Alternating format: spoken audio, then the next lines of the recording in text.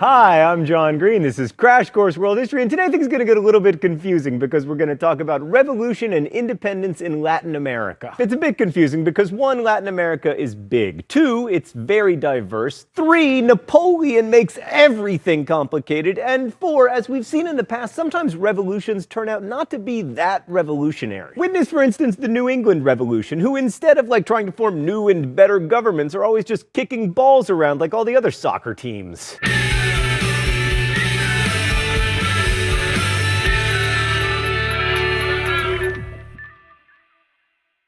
Right, so before independence, Latin American society was characterized by 3 institutions that exercised control over the population. The first was the Spanish crown, or if you were Brazilian, the Portuguese crown. So as far as Spain was concerned, the job of the colonies was to produce revenue in the form of a 20% tax on everything that was called the royal fifth. So government administration was pervasive and relatively efficient because it had to be in order to collect its royal fifth. Then there was the Catholic Church. Even more than royal officials, the church exercised influence over people's everyday lives. I mean, the church even controlled time. The church bells tolled out the hours, and they mandated a 7-day work week so that people could go to church on Sunday. And finally, there was patriarchy. In Latin America, like much of the world, husbands had complete control over their wives, and any extra or premarital scootily pooping was severely punished. I mean, when it was the women doing the illicit scootily pooping, men could basically get up to whatever. This was mainly about property rights because illegitimate children could inherit their father's property, but it was constructed to be about, purity. To get a sense of how patriarchy shaped Latin American lives, take a gander at Sor Juana Inés de la Cruz, whose name I'm actually abbreviating. A child prodigy who spoke 5 languages by the age of 16, de la Cruz wanted to disguise herself as a boy so she could attend university, but she was forbidden to do so. Still, she wrote plays and poetry, she studied math and natural science,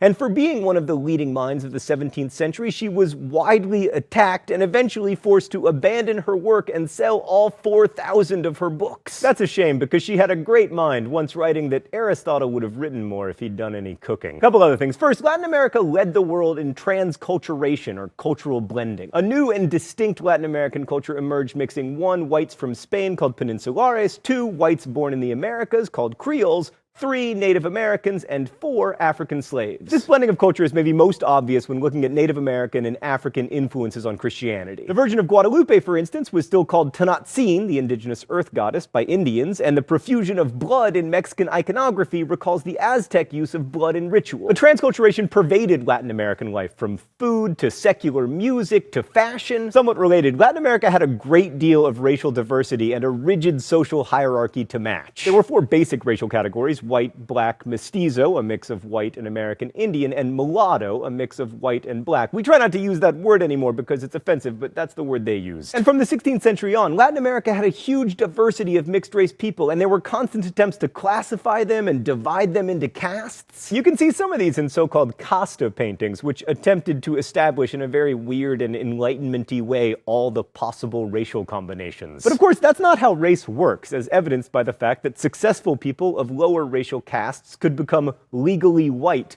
by being granted gracias al sacar. So by 1800, on the eve of Latin America's independence movements, roughly a quarter of people were mixed race. All right, now let's have us some revolutions. How should we organize this, Stan? Let's begin with Latin America's most successful country as defined by quality of soccer team. So Brazil, he said as thousands of Argentines booed him, is obviously different because it was ruled not by Spain, but by Portugal. But like a lot of revolutions in Latin America, it was fairly conservative. The Creoles wanted to maintain their privilege while also achieving independence from the Peninsulares, and also like a lot of Latin American revolutions, it featured Napoleon. Freaking Napoleon, you're everywhere.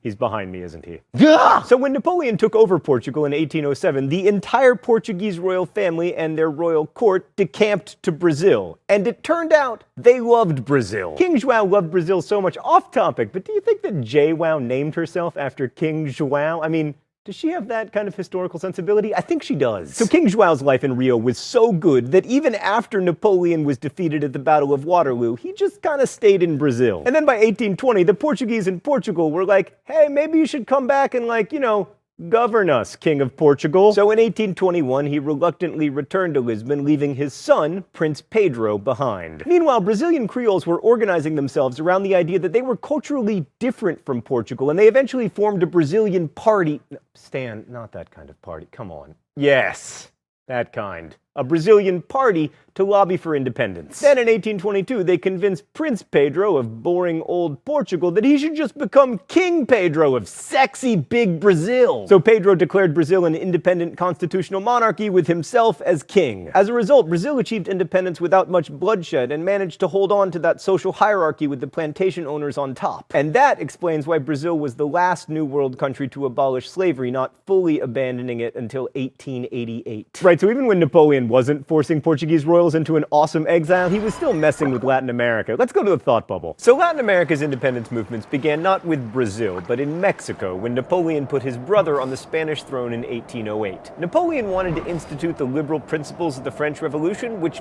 angered the ruling elite of the Peninsulares in what was then called New Spain. They were aristocrats, and they just wanted to go back to some good old-fashioned divine right monarchy with a strong church. So the Mexican Creoles, seeking to expand their own power at the expense of the Peninsular elite, saw an opportunity here. They affirmed their loyalty to the new king, who was French even though he was the king of Spain. I told you this was complicated. Then a massive peasant uprising began, led by a renegade priest, Padre Hidalgo, and supported by the Creoles because it was aimed at the Peninsulares, even though they weren't actually the ones who supported Spain. This was further complicated by the fact that to the mestizo peasants led by Hidalgo, Creoles and Peninsulares looked and acted basically identical. They were both white and imperious, so the peasants often attacked the Creoles, who were technically on their side in trying to overthrow the ruling Peninsulares. Even though it had tens of thousands of supporters, this first peasant uprising petered out, but a second peasant revolt, led by another priest, Father Morelos, was much more revolutionary. In 1813, he declared independence, and the revolt lasted until his death in 1815.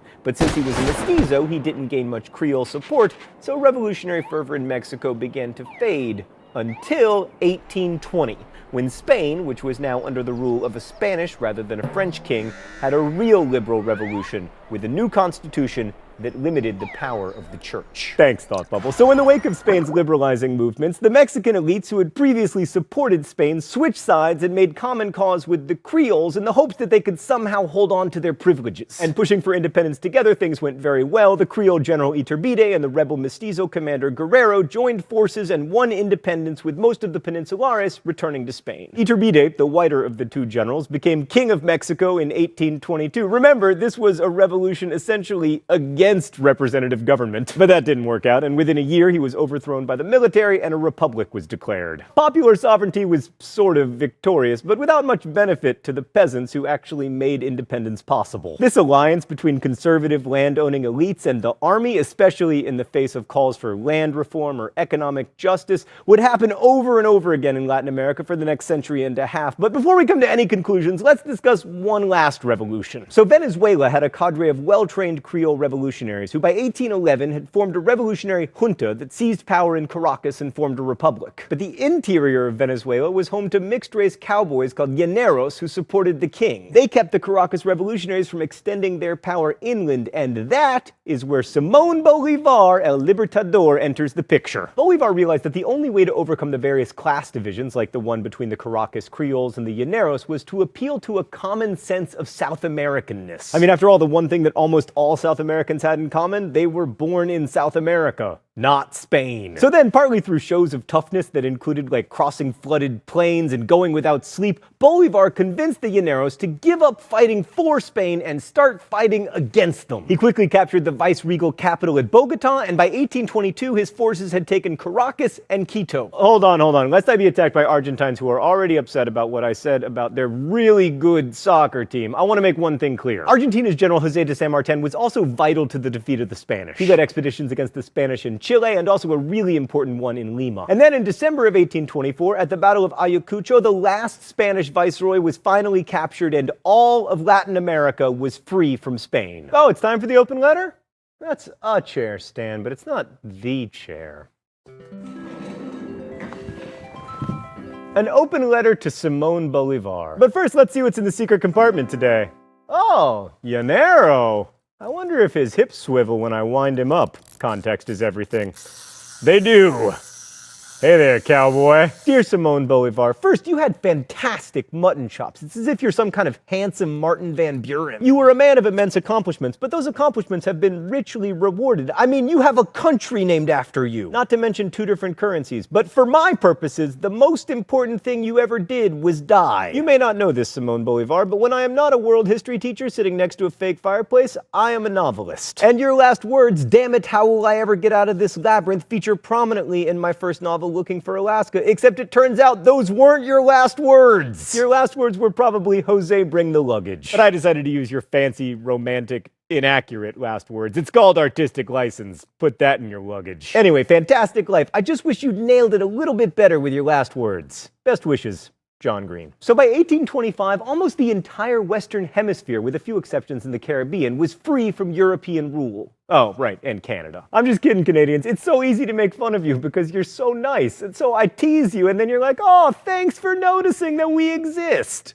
My pleasure. Anyway, this is pretty remarkable, especially when you consider that most of this territory had been under Spanish or Portuguese control for almost 300 years. The most revolutionary thing about these independence movements were that they enshrined the idea of so-called popular sovereignty in the New World. Never again would Latin America be under the permanent control of a European power, and the relatively quick division of Latin America into individual states, despite Bolivar's pan-South American dream, showed how quickly the people in these regions developed a sense of themselves as nations distinct from Europe and from each other. This division into nation-states prefigures what would happen to Europe in the mid-19th century, and in that sense, Latin America is the leader of 19th century world history. And Latin American history presages another key theme in modern life, multiculturalism. And all of that makes Latin America sound very modern, but in a number of ways, Latin American independence wasn't terribly revolutionary. First, while the Peninsulares were gone, the rigid social hierarchy with the wealthy Creoles at the top remained. Second, whereas revolutions in both France and America weakened the power of the established church, in Latin America, the Catholic Church remained very powerful in people's everyday lives. And then there is the patriarchy. Although there were many women who took up arms in the struggle for independence, including Juana Azurduy, who led a cavalry charge against Spanish forces in Bolivia, patriarchy remained strong in Latin America. Feminist ideas like those of Mary Wollstonecraft would have to wait. Women weren't allowed to vote in national elections in Mexico until 1953, and Peru didn't extend voting rights to women until 1955. Also, Latin America's revolutionary wars were long and bloody. 425,000 people died in Mexico's war for independence. And they didn't always lead to stability. Venezuela, for instance, experienced war for much of the 19th century, leading to as many as 1 million deaths. And it's important to note that fighting for freedom doesn't always lead to freedom. The past 2 centuries in Latin America have seen many military dictatorships that protect private property at the expense of egalitarian governance. Freedom, independence, and autonomy are complicated terms that mean different things to different people